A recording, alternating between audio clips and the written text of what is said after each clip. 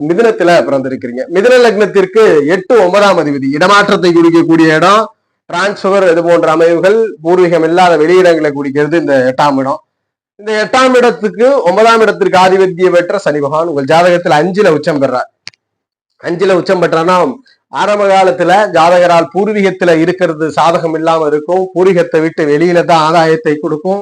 மிதுன லக்னத்தில் பிறந்தவருக்கு முற்பகுதி வாழ்க்கையில மனதில் மகிழ்ச்சி இருக்காது, பொருளாதாரத்தை சீர்குலைக்கும், பெரிய பெயர் புகழ் கொடுக்காது. ஆனா 30 வயதிற்கு மேற்பட்டு சிறந்த யோகத்தை கொடுக்கும். எப்பொழுது ஜாதகர் இடமாற்றத்தில் பூர்வீக இடத்தை விட்டு வெளியில் சென்றார்னா பெரும் பெயர் புகழ்.